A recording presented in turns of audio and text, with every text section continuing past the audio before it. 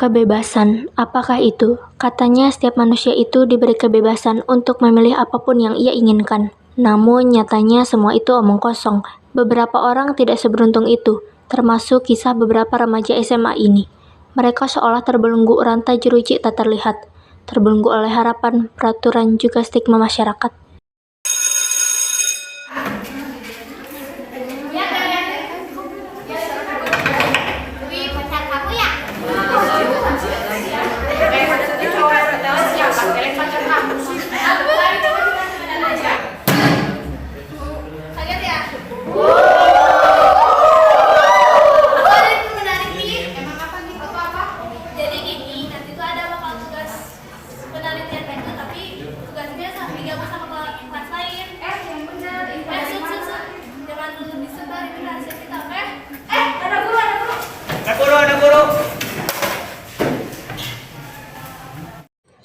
Para siswa pun mulai belajar, dan ternyata informasi itu benar adanya, dan bukan hanya sekedar rumor belaka.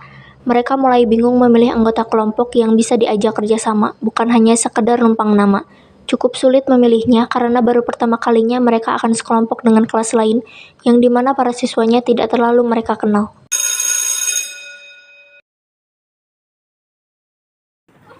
Kita ke bagian klub sama kelas ya? Iya? Siapa yang bisa diajak rekom? Gue gak mau sama beban. Lah, bukannya lo yang suka jadi beban. Bisa aja kamu. Lagian tumben mikirin ginian. Ya, gue biasanya kayak gimana? Ya gitu. Gue punya sih kenalan di kelas itu, tapi gue gak tahu tuh anak bisa andelin atau kagak. Kayaknya bisa sih. Gue denger dia punya kenalan orang pintar. Cewek atau cowok? Cewek? Iya, gak apa-apa gitu gue ngajak cewek. Selagi bisa dimanfaatkan sih, kenapa enggak? Ya, kalau gak ada pilihan lain, aku ikut aja. Nice. Gue asalnya mau ngajak si Kevin. Dia kan pintar juga, no. Tapi udah kecolong sama yang lain. Emang orang pintar. Ya, lebih tepatnya sih dimanfaatkan otaknya ya. Kok gue agak miris ya dengernya. Tak terasa waktu pulang sekolah akhirnya tiba. Beberapa siswa ada yang lebih memilih pulang, namun tak sedikit pula ada beberapa siswa yang mengikuti kegiatan ekskul di sekolahnya. Ya, Ada apa, Gen? lo kelas B kan? Ya, emang kenapa? Lo udah punya... Kelompok sejarah maksud lo. Ya, jadi gimana, lo udah punya belum? Lo mau ngajak ke kelompok sama lo kan? Udah ketebak niat lo, Gen.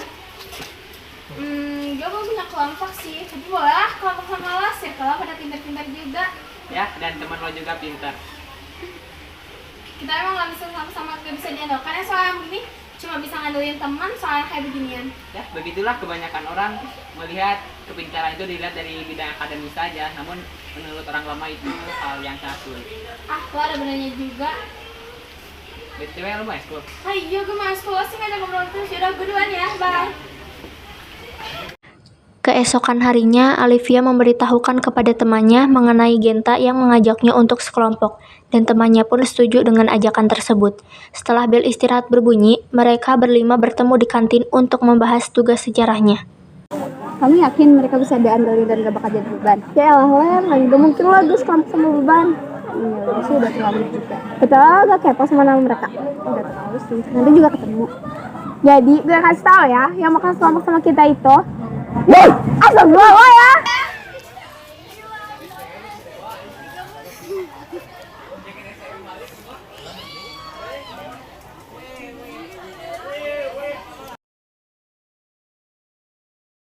Oke, karena di sini udah pada kumpul semua, gimana kalau kita kenalan aja? Biar lebih akrab aja gitu, walaupun kayaknya udah pada kenal. Gue dulu ya, nama gue Olivia, panggil aja Via. Ini teman gue. Gue Elka, panggil aja. Gue Argenta, panggil aja Genta. Senang berkenalan dengan kalian. Gimana kalau kita lanjut diskusi aja? Mereka pun mulai berdiskusi mengenai tugas. Berhari-hari ketika waktu istirahat atau sepulang sekolah tiba, mereka selalu sempatkan untuk berdiskusi mengerjakan tugas sekolah. Dan tanpa mereka sadari, kian hari mereka semakin akrab satu sama lain. Kecuali Elena dan Cian, mereka tidak mudah untuk didekati. Gen, lo udah tau belum kabar mengenai si Naila itu? Oh, yang itu. Tahu. Gue sebenarnya sih udah muak ya sama drama dia. Lihat deh, ini lucu banget kan. Kemarin dia ngasih ini tahu ke aku dan bla bla bla. Dan endingnya Iyalah, putus. Gemen banget kalian ngomongin orang. Sorry. Lagian sih, gimana ya? Dia tuh kalau di depan cowok, sikapnya suka kayak bocah-bocahin, tinggalnya selalu dimanja-manjain. Padahal kalau sama cewek, be aja tuh, kadang ngomongnya selalu kasar. Ah benar, nggak di kelas nggak pas ekskul ada aja kelakuannya. Gue sih sebenarnya gak peduli ya, kayak itu hidup dia, yang mau dilakuin juga gue bodo amat. Yang tadi gue lakuin, itu cuma hiburan aja. Gue setuju. Gini aja dah, kalau mereka ditanya apakah mereka cinta pada Tuhannya, mungkin mereka bakal jawab iya. Hey, ibadah juga jarang, sholat suka bolong-bolong, Tuhan aja dilupain, apalagi ini manusia. Kenapa lo makin dahi gue? Lo kesabaran apa bisa ngomong kayak gitu? Gue sebenarnya di mata lo kayak gimana sih? Gue jadi heran. Hai Lan, lo dari tadi diem mulu. Apa pendapat lo mengenai hal ini? Ya kan setiap perbuatan manusia tuh pasti ada asal mulanya. Lagian kita juga gak usah asal ngejat orang kayak gitu. Siapa tahu dia kurang kasih sayang dari orang tuanya, apalagi sosok ayah. Makanya dia cari perhatian dari cowok-cowok. Lagian kalau misalnya mereka tahu, mereka gak bakal ngejat kayak gitu. Gue suka sama pendapat lo ini. Gue gak nyangka lo bisa berpikir kayak gini, Len. Niat dipikir-pikir lo asik juga, meskipun gak banyak ngomong kayak nih bocah. Tapi sekalinya ngomong, omongan lo berbobot. Ini udah mau maghrib loh. Udahan aja sampai sini kerja kelompoknya. Takutnya kalian dimarahin. Iya, astagfirullah, ini gak pasti gue bakal dimarahin sama mama nih kalau panggil segini terus. Mau ikut naik motor bareng aku gak? Wah, thanks banget ya. Kalian pada mau pulang emangnya? Kita masih mau ngobrol. Iya, enak banget ya jadi cowok. Pulang malam jadi marahin. Nah, kalau cewek pulang malam, Udah ya, pasti pulang, dimarahin. Kehidupan itu terus berputar, ibarat roda yang terkadang di atas, terkadang di bawah. Kebahagiaan tidak akan selamanya. Beberapa hari ini mereka berlima disuguhkan oleh canda tawa. Namun siapa sangka ada kejadian yang sedang menanti mereka di rumah.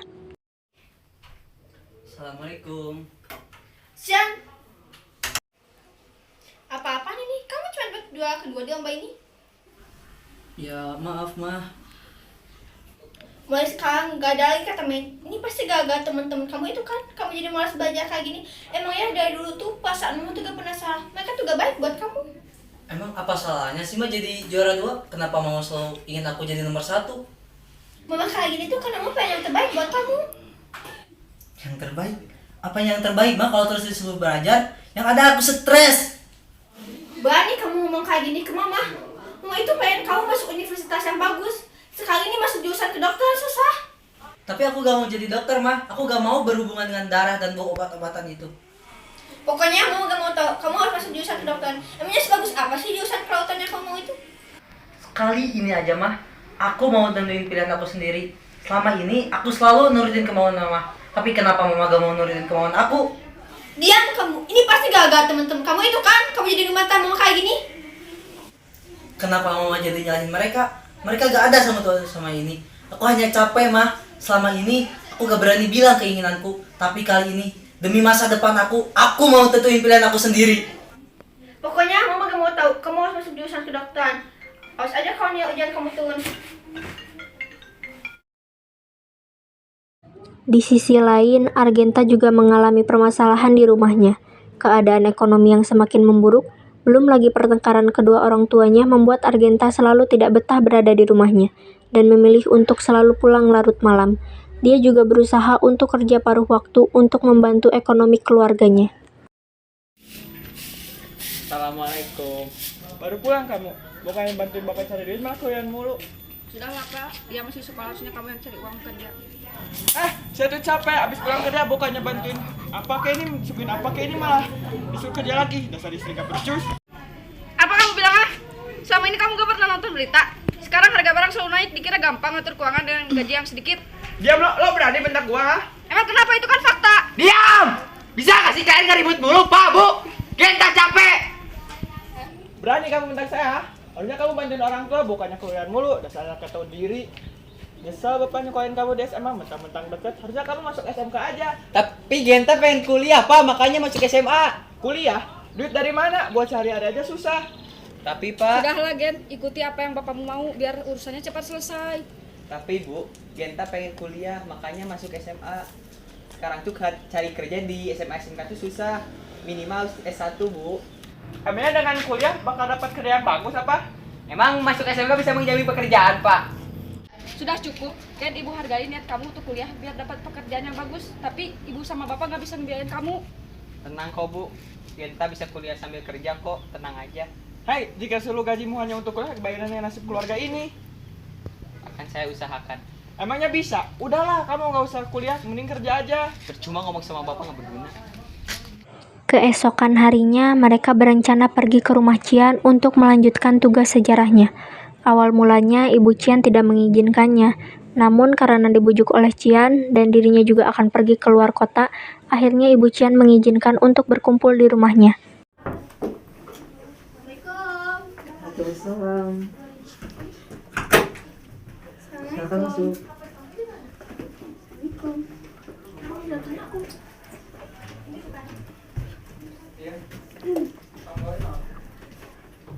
Ya, silakan dulu.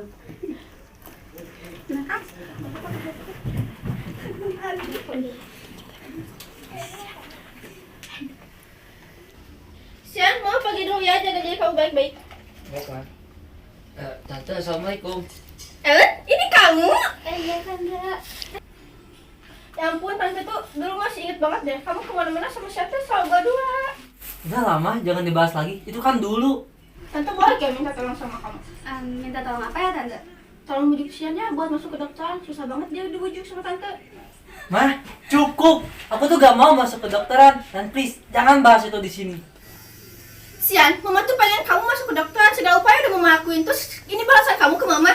Tapi mah, Cukup Sian. Sian, ini pasti gara-gara teman-teman kamu itu kan. Kamu jadi sering ngebantah mama kayak gini. Maaf, maksud Tante apa ya? Kok jadi nyalahin kita? Kami nggak tahu apa-apa, Tan. Udah ya, Tante jangan marah-marah. Tante percayakan sama Ellen, mereka tuh semua anak baik kok.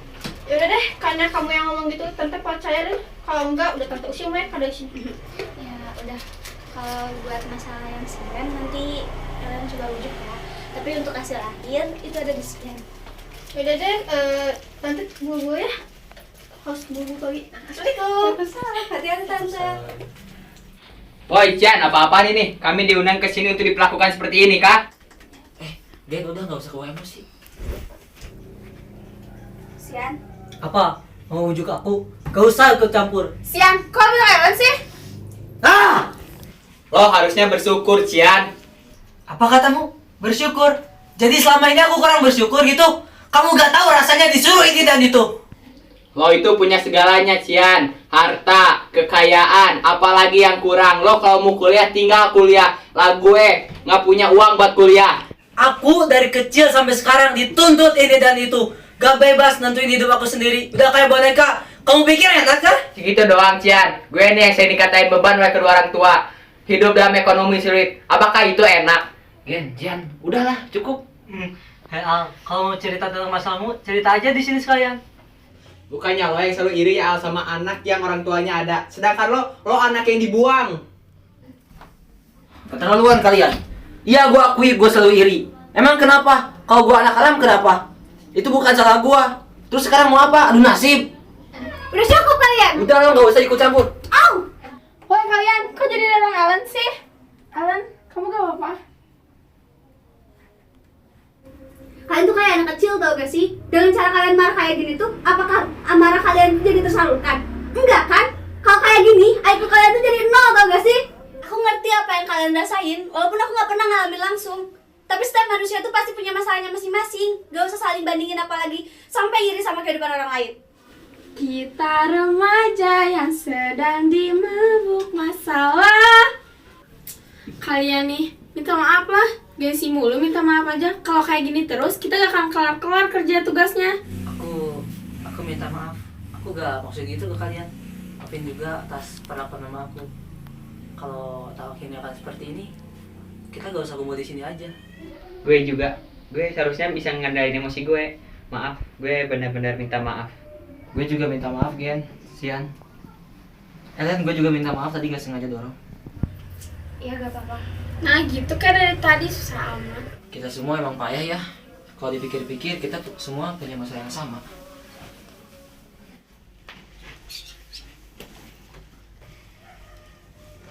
Freedom.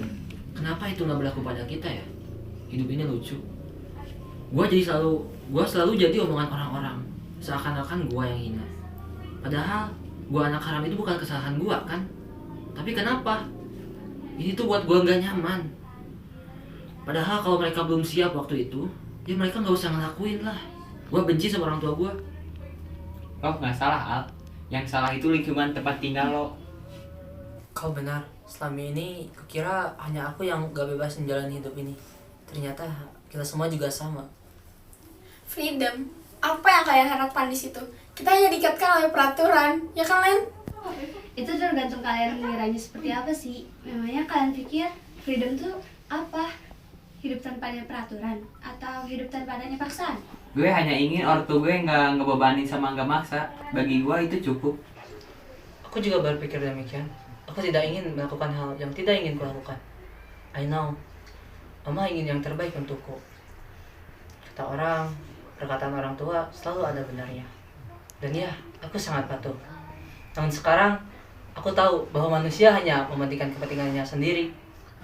Mereka cuma ingin dengar apa yang ingin mereka dengar. Mereka juga cuma ingin lihat apa yang ingin mereka lihat. Kita gak akan pernah lepas dari omongan orang, sekuat apapun kita berusaha. Lalu mau apa kita sekarang? Kau pasti tahu, Ellen, mamaku tidak bisa dibantah. Mau tak mau, aku harus menurutinya. Dan ya, mungkin aku harus mengubur keinginanku. Di dunia ini, tidak semua hal berjalan sesuai keinginan kita. Meski sudah berusaha semaksimal mungkin, ada kalanya dunia tidak mengizinkan kita untuk mencapainya. Gue kayaknya mau ngalah juga. Gue mau ngapiar aja. Gue mau coba kerja dulu. Kalau misalnya dapat rezeki banyak, ya aku mau coba kuliah. Ya kalau enggak, ya begitulah. Di dunia ini kita hanya perlu bertahan. Bertahan untuk hal kecil yang membuat kita tersenyum. Kita udah ngelaluin hal-hal yang sulit sejauh ini. Apresiasilah itu dengan terus hidup. Hal yang bodoh kalau kalian ngakhirin hidup kalian. Kau benar, Ellen? Kalau gitu, mari kita lanjutkan tugasnya. Begitulah kisah remaja SMA ini. Freedom, sebuah kata dengan berbagai pengertian. Selama kita hidup, kita tidak akan pernah lepas dari paksaan, peraturan, juga pemikiran masyarakat. Namun, semua itu tergantung pilihan kita. Kita yang harus menyesuaikan. Karena di setiap penyesuaian selalu ada pelajaran yang tidak pernah diajarkan. I've been searching for this all my life.